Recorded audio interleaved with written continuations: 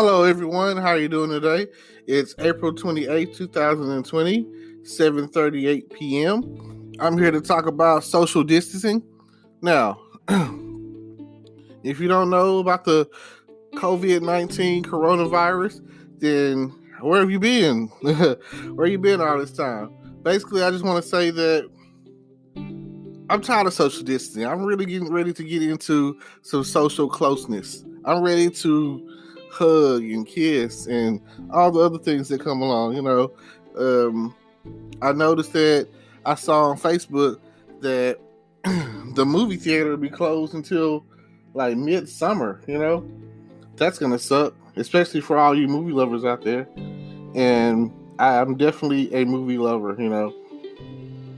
I'm definitely fire stick ready. So I recently watched this morning the new Mortal Kombat movie it's called Mortal Kombat Scorpion's Revenge. It's definitely a good movie.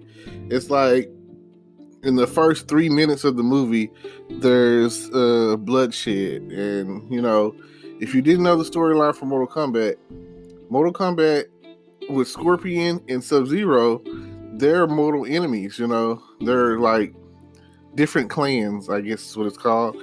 And Scorpion, he's out in the woods with his son, and he returns to his village only to find out that Sub-Zero's clan has come through and basically murdered the whole village. Like, oh my God.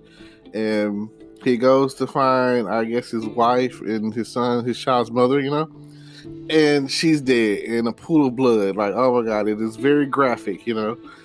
I love that. I love it. I'm tired of a lot of PG-13 stuff, so this is definitely, like I say, it's graphic, so it's probably rated R or PG or whatever. Whatever a Call of Duty or Mortal Kombat the video game, MA-17 maybe, whatever. So, like I say, then, and I'll say this: Scorpion is a beast. He comes through and fights the whole clan, killing majority of them, almost all of them, down to the point where it's him and Sub-Zero, and Sub-Zero freezes him, and he's still coming at him until he's got his son in his hands, and Sub-Zero basically, oh my God, he just kills the boy, and like I say, they do a lot of, if you played some of the newer Mortal Kombat games, there's a lot of graphic finish him, stuff in there, and a lot of punchline stuff that's in there from the game. Now, like I say, at the end of the day, I've seen people TikToking. I've seen people doing a little bit of everything. I've come across one where they were making fun of, do you want to build a snowman with Frozen? And they were talking about, do you want to start drinking? If you haven't seen it, oh man, look it up. I might try to. I know I had put it on my Facebook page, so if you're my Facebook friend, it's on there. Check it out. It is so funny. Hit me up. I can send it to you. I definitely got it saved in my phone. So it's just so funny, but it's not funny. I feel like every time I go to Walmart, I come out of there, like, if you're experiencing some kind of respiratory symptoms to where you're wearing Vicks Vapor Rub or anything like that, why would you go out in public?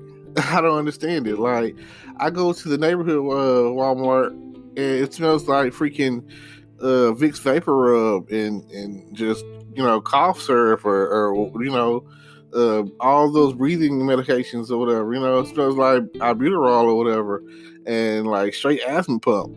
And I ask myself, I'll be thinking to myself, like, if I had asthma, I would be way more protected. If I had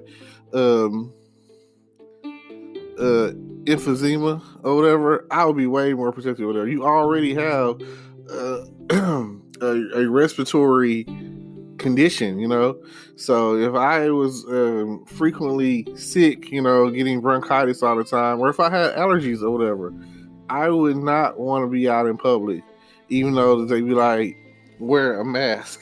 That's that's still not really helping. I feel like, I don't know. I went Sunday, I think, and when I came out Sunday, I was only in there for like in and out. I wanted to get some bread, for crying out loud. And I feel like when I came up out of there, I couldn't wait to get up out of there. Oh my God. I still feel like, I have to pray that, Lord, please don't let me get something while I'm in this store, Like they're doing certain stuff that I feel like will maintain and continue, like the sneeze guard breathing shields they have for the cashiers. That's almost like, why haven't you already been doing that? Why haven't we already been doing some of this stuff? Some of the stuff that we got going on with the social distancing, it will stick. People, it will resonate a fear in us for months to years, maybe. I do personally feel like most diseases, not just this one, but this one in particular, are manufactured. Like, I feel like, why wouldn't I think that, Like, I've seen plenty of shows where, boom, it's the CDC, and if it's such a, if it's so bad, they're going to stop it at ground zero. They're not going to let it get out to where it's killing 10 million or hundreds of thousands of people or whatever. So they had created this COVID-19 or whatever, or even if they didn't really create it, they used it as a way of genocide, population control. I personally feel that. I feel like they let this thing become an outbreak, and they were like, because you see all the politicians and stuff, they went like basically on the ground, got to have a working government, so with that being the case, like, you never know what's going to happen. So you got to have, I mean, even with Donald Trump, he was saying stuff that was no way it could have been true, or it was no way that he's this dumb, Like, I don't know if it's a Republican thing, but they never have a straightforward answer. They never have anything that they release to the public that's like worth any kind of anything. Like, even I mean, I've been around as far as back as I can go back, is like the Reagan administration, and again, they got caught. But plausible deniability or whatever. No, we didn't introduce cocaine and crack to the ghetto and use that money indirectly to finance a unsubstantiated war. Of course we didn't do that. Of course we weren't running guns back in the day. I mean, but then you have TV shows like Snowfall and movies like American Made that, based off true story, plain and simple. So let me see. What would you do if you knew the truth? I'm not really searching for the truth. I'm not a Men in Black guy. I'm not an X-Files kind of guy. I watch both of them, and I have to feel that somewhere down the line that we, like, something is being done is right about what's being done. I don't want to sit there and believe that everything that we do and everything that we've been doing is to hurt us. I mean, we could talk about certain events in time, like the Tuskegee Airmen testing and all that kind of stuff. But at this point, a lot of people probably wouldn't believe us. I don't even think they teach certain stuff in school anymore. I don't feel like they feel history is relevant. I think that if I were to talk to some high school students and ask them about some of the greatest moments in history, world history, they wouldn't understand or know anything. Like, they have access to technology right there in their hands, and even with that being the case, they I don't want to say they're done. They just a comfortable ignorance, like they say, ignorance is bliss. So when it comes down to it, if you just don't know better, you just won't do better. Certain things that you worry about, you worried about being popular on social media. I got you. You worried about being bullied at school. I understand that. I don't even know.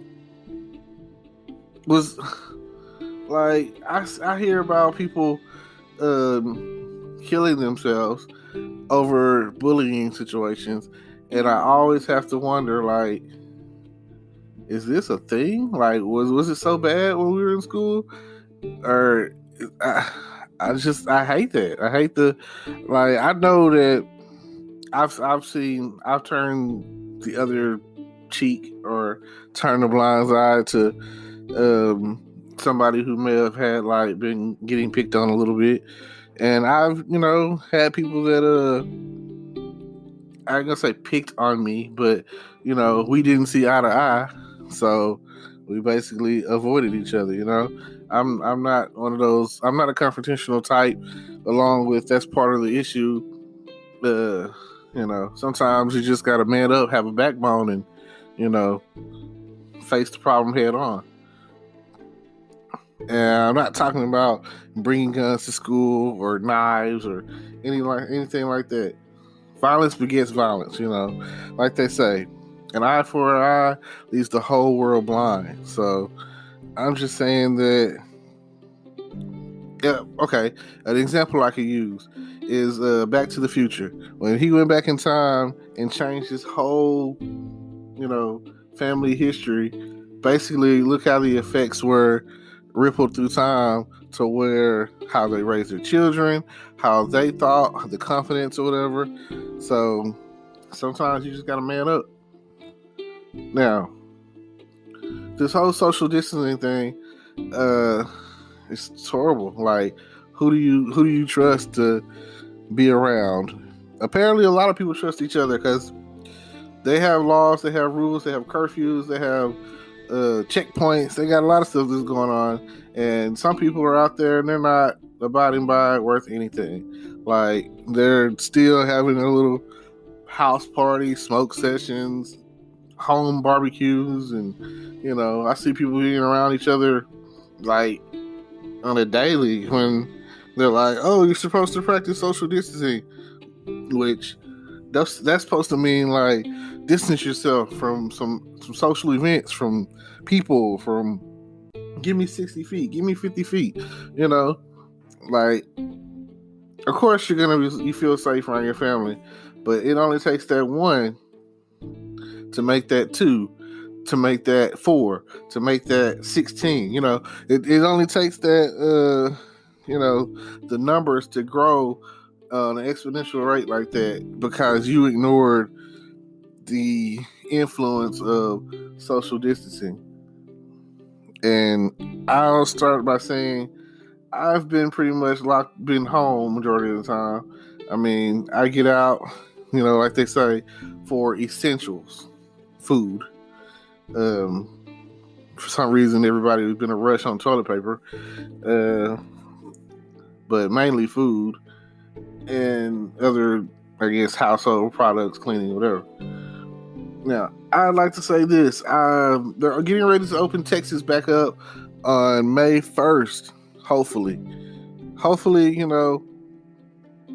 won't rush off and be like, oh, man, we're good. The mall's open, hey. Or wherever else people go. And you'll be smart about it, and you'll ease your way back into society and productivity, and try to take your time and be like, this is what I'm going to do. So with that being said, take your time and be safe, and make sure you're 100% sure that you do not have the coronavirus, COVID-19, because that's not something that you want to play with. I mean, I've come across people who told me they had it, and they say it takes like 14 days for it to process out your system or whatever. And my friend, she told me it was like having pneumonia. So, all right. Thank y'all. I appreciate y'all for listening. And don't forget to subscribe to my YouTube channel or any platform that I might have. Hit me up on Facebook, Instagram, whatever, And with that being said, thank you for tuning in. And that's my time.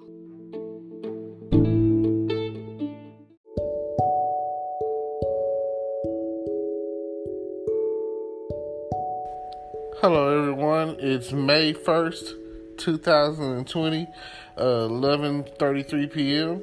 And I just wanted you to know that people are definitely flocking back to the streets. They're definitely coming out of their houses and walking around and hanging out. And everything is starting to look okay again. And somewhere, the rainbow is shining and the sun is shining. And you just never know. You never know what it's like to pull together in a crisis when you're that's not the case for you. It's not like this happens all the time, and so hopefully surviving the coronavirus really put things in perspective, and people are going to definitely change their ways, and they're going to realize how precious life is, and they're going to just, day one of surviving in Corona. And that's all that, that's all that really matters. I don't really have a lot to say at the moment. I just figured I would do something to let you know that no man is an island, and we all need each other in the long run. So, and I know you've been practicing all this social distancing, and hey, hopefully you can get into some social closeness. That's what I'm into. I'm looking for it. It hasn't happened yet. But, alright, I guess this is where I will leave y'all at. Just something real quick so you know that I'm still here. Peace.